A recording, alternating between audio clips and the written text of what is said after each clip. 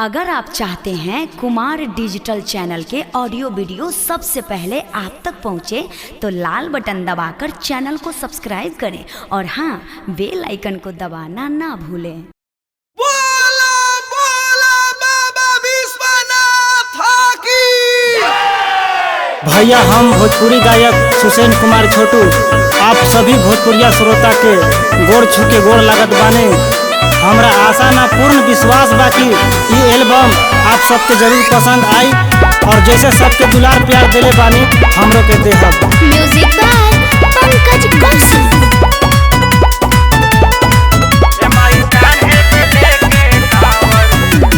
मन में बला गल लालसा भाग जाग जाई रे, मन में बला गल लालसा भाग जाग जाई रे। माई कान्हे पे लेके कांवर, कान्हे पे लेके कांवर, माई कान्हे पे लेके कांवर बाबा धाम जाई रे। माई कान्हे पे लेके कांवर बाबा धाम जाई रे।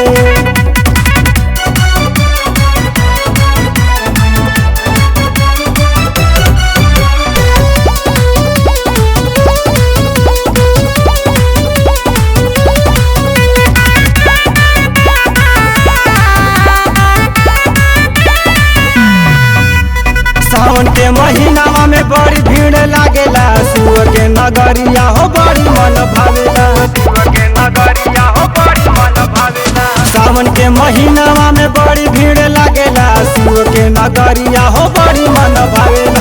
बोल बम बोलत राह मोर कट जाई रे, बोल बम बोलत राह मोर कट जाई रे। माई कान्हे पे लेके कांवर, माई कान्हे पे लेके कांवर, माई कान्हे पे लेके कांवर बाबा धाम जाई रे। माई कान्हे पे लेके कांवर बाबा धाम जाई रे।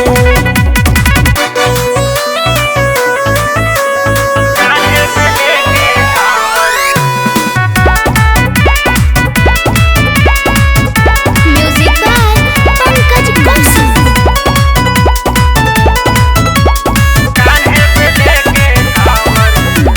घेरुआ पगड़िया माथ बनवाई भोला के चरनिया में शीशवा झुकाई, भोला के चरनिया में शीशवा झुकाई।